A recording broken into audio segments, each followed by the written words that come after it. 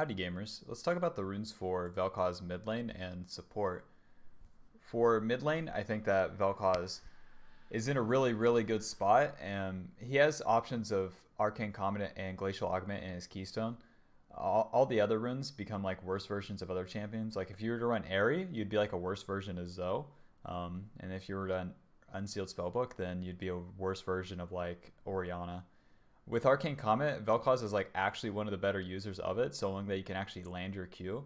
And with it, you do deal a lot more damage. And he has ways to proc it multiple times too because of the way that he can spam his abilities in a full rotation where you could Q W, E W ult, and then have another Q and get multiple Arcane Comet procs off that. And where you have so many instances of the damage too, you reduce the cooldown of Arcane Comet whenever it's up. With Glacial Augment, I really don't think it's necessary for Vel'Koz. It's nice. It's probably easier, like at higher MMRs, to beat worse players with it. But I think champions like Veigar make way better use out of Glacial Augment than Vel'Koz does, because Veigar just sets his team up and other champions up from way more damage. Sets his team and then himself up for way more damage with Glacial Augment. With Vel'Koz, you already have a slow in your Q. And the extra utility from the Glacial Augment, whether you're using it offensively or defensively, is kind of whatever. I think you're going to get about the same kills that you would otherwise. And the lane bullying potential that you get with Arcane Comet is really significant with Vel'Koz, so long that you're playing him properly. So the keystone that I'm going to be recommending is going to be Arcane Comet for the mid lane. With Arcane Comet, whenever you damage an enemy champion with an ability, you hurl a comet at their location, and if the comet lands, then it obviously deals damage. Whenever you Q, you're guaranteeing that the comet lands, and even if you land your E just straight up, then the comet can also land. If you're using the W to hit them, then it's less likely, but Vel'Koz doesn't have to do that. You're better off following up your Q with your W than you are using the W into Q naturally, so it has realistic synergies with how his kit functions anyways. With Arcane Comet, the damage is based on your level, and then also for Vel'Koz is going to be based on 0.2 of your AP. So that's nice. The cooldown on Comet is 20 to 8 seconds based on your level. And every time you deal more damage with a single target ability, an area of effect ability, or a damage over time ability, then you reduce the cooldown of Arcane Comet. So Vel'Koz has all of that except for single target. So you do reduce the cooldown of it pretty quickly, especially whenever you're ulting. And you're basically guaranteeing that the Comet lands whenever you land your Q, or even with your ult, because your ult is slowing as well.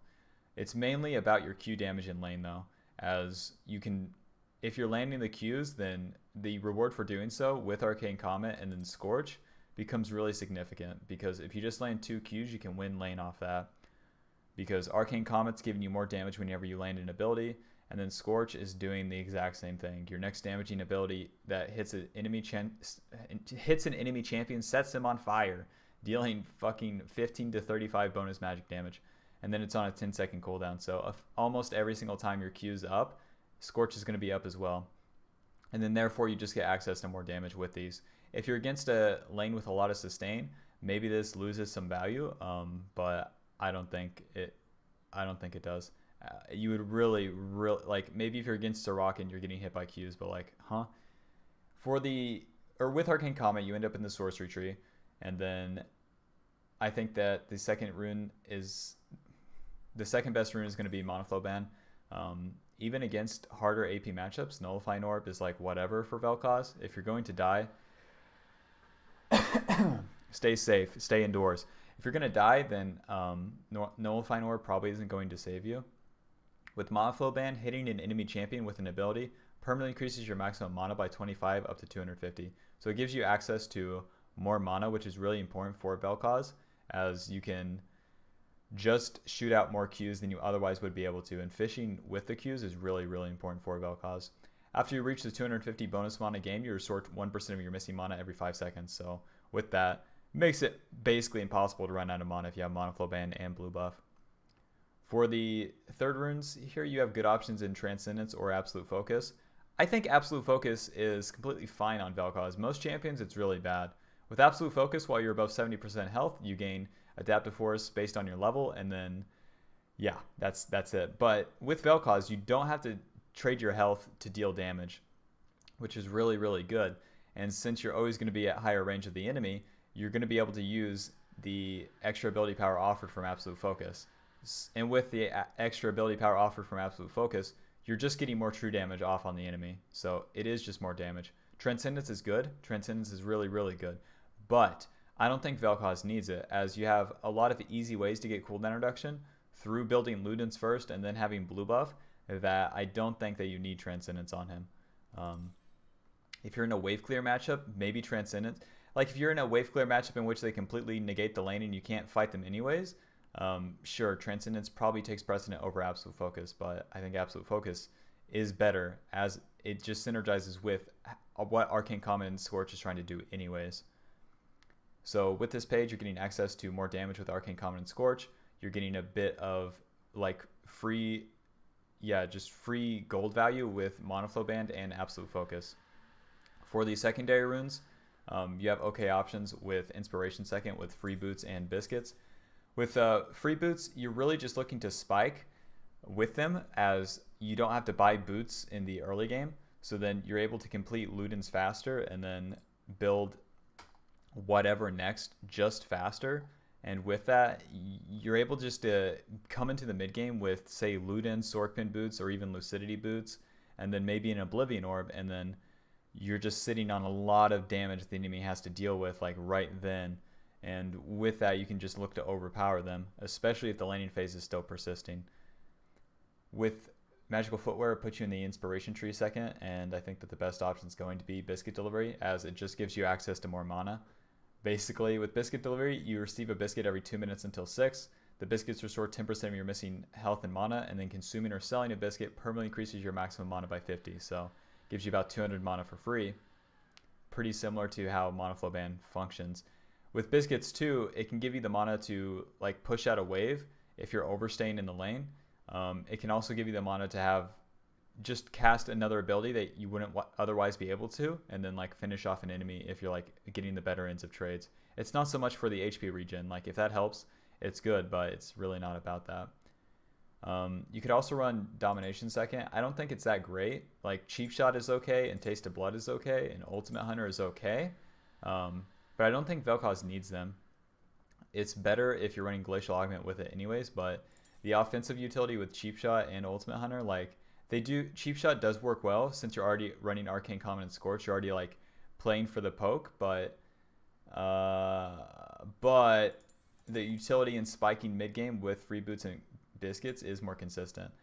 But if you're completely playing for lane, I don't think it's terrible to run like a Cheap Shot plus Ultimate Hunter, as you're just able to dominate your lane more if you're landing your abilities. So you're really choosing like a double-edged sword here. If you're landing your abilities, the reward for doing so is a lot higher, as you get access to more damage with Cheap Shot. Damaging a champion with impaired movement or actions deals 10 to 45 based on your level true damage on a 4-second cooldown. So you could proc Cheap Shot multiple times in an all-in, or just through your trades in lane, and then you're just dealing more damage with it. You do have to follow up your Q with an auto attack or a W to proc it though, so that becomes it becomes just harder. And then with Ultimate Hunter, your ultimate is on a 5% reduced cooldown, and then an additional 4% per Bounty Hunter stack. The Bounty Hunter stacks in a unique killer assist, so getting a killer assist on the top laner, jungler, mid laner, ADC, support. All of those are unique, and then each one is going to be giving you the 4% extra cooldown reduction on the ult. So with that, you kill your lane once, you have 9% cooldown reduction on your ult, you come back, and then you're just able to ult them faster. And then therefore gain a lane advantage with that, or just kill them again. So I think if you're choosing Domination second, you better be landing your Qs. And then if you don't, the punishment for doing so is not only that you're losing lane harder, but then you also don't have the secondary runes to fall back on in Free Boots and Biscuits, as you're just saving 300 gold with Magical Footwear. So it's a kill in itself. And then with Biscuit Delivery, you're just getting access to more mana. So that's a trade-off that you have to consider with the secondary runes. For the most consistency, I would just recommend Free Boots and Biscuits. It's really, really solid for Vel'Koz. The extra movement speed from Magical Footwear is also really useful. So that's that. A greedier option could also be Presence of Mind, and then I suppose Cut Down. I don't see anyone really running that. But the utility in running Presence of Mind plus Mana Flow would be to just skip a mana item entirely. For the secondary runes, or for the shards, I would recommend Adaptive Force, and then resistance based on your lane matchup. So if you're playing into AD, obviously you want the armor, and then if you're playing into AP, you obviously want the magic resist. The cooldown reduction shard is also whatever on Vel'Koz. Since you're looking to spike pretty early, around level 12 or so, I think the Adaptive Force is going to be beating the cooldown reduction shard at most stages, because Vel'Koz's cooldowns are low enough anyways, and having just more damage to your poke becomes way more meaningful, and you're already running the absolute focus anyways. So Jesus, chill out, man. Okay, and then yeah, so this is what I would recommend for Vel'Koz as Vel'Koz mid lane, as the extra poke becomes so much more impactful, especially in a solo queue setting, than the utility you can get through Glacial Augment. As even if you do have Glacial Augment, you don't have to, like, with other champions, you're usually setting yourself up for your abilities with Glacial Augment through the auto attack slow. With Vel'Koz, if you're in auto attack range, you're probably dead. So he can't even do like an auto attack into Q against most champions. And if you're doing an auto attack slow into W, what is the point? I really don't see it. And then if you're playing Glacial Augment for the slow factor against champions that would dive onto you, you're going to be playing at range of them anyways. And it's not Vel'Koz's job to peel for his team either. So in those matchups, you're just better off having more damage against them. So if you land your max range Q, then they just don't have enough damage to go in. But if you're running Glacial Augment, then you're going to have a lot of utility in your runes here, but not as much damage. So your poke is inevitably going to be less impactful. And then if you're playing into control mage matchups too, this rune page also just sucks, because they're going to be dealing more damage to you in lane with all the trades that they would take, and your slow against them is almost meaningless. Champions like Orianna and Syndra could just run Vel'Koz down with this. So I really, really, really don't like that. Something like Unsealed Spellbook is kind of the same deal, but could work out if Vel'Koz is like playing against champions with really, really high range, champions like Syndra, Anivia, etc. But I don't think that the utility offered from Unsealed Spellbook would be as useful on Vel'Koz, because even if you have a barrier or a heal, since you're so high range anyways, the reward for going short range isn't good enough, especially if you're not landing your E. So other champions just do it better. I really like Vel'Koz is one of the best users of Arcane Comment. I really don't see a reason to like shy away from it in the mid lane. So that's that. For support, the runes really don't change. You would still want Arcane Comment for the poke damage, Scorch for the poke damage, Mana Flow for the mana. With support, a Transcendence would be potentially a little bit better, but Absolute Focus should be your go-to as you're playing in solo queue anyways, so having more damage earlier is just going to be better. Since you're playing in the bot lane, you definitely want armor. Even if you're playing into like an AP matchup in the bot lane, Vel'Koz has some of the lowest armor, so you'd be taking auto attacks from 2 champions, physical damage from minions, and then potentially junglers. So Vel'Koz has some of the lowest armor in the game, so it's very, very important to have that armor from runes, especially in the early game. And then for the secondary runes, for Vel'Koz support, I think you should try to run Presence of Mind and then Cut Down.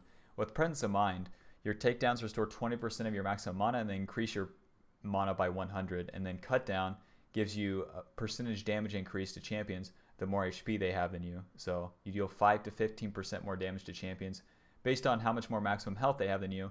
And then the bonus damage scales up linearly against enemies with 10 to 100% more max health than you. You deal more damage to every single champion in the game, basically. Like, you might not deal more damage to like Enchanter supports, but almost every single champion in the game, you're just going to be dealing more damage to them with Cut Down, especially as Vel'Koz support. Like, almost every single champion is going to have more maximum health than you. And then with Presence of Mind and Mana Flow Band, you don't have to purchase a mana item, so you could skip Ludens. And then as support, that becomes really, really strong, because your build path would be Frostfang, Boots of Lucidity, into Twin Shadows, into Liandry's. And you just don't have to purchase a mana item, because you're really only spinning the Q, and you really don't have to worry about using the W that often. So I think that's your best bet, as skipping building Ludens becomes way more impactful in your utility, and then also probably your damage in the long run. You do spike harder in the mid game if you have Ludens on Vel'Koz, but that's if you win the lane.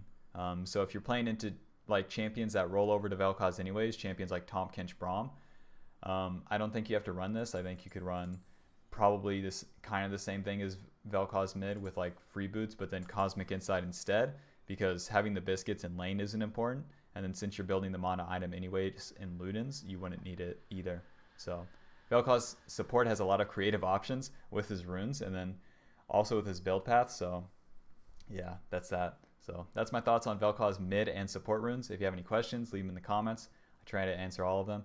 If this video helped you, leave a like on the video, helps me. You can also subscribe to the channel. You can subscribe to the channel. You can subscribe to the channel if you want, and you can subscribe to the channel.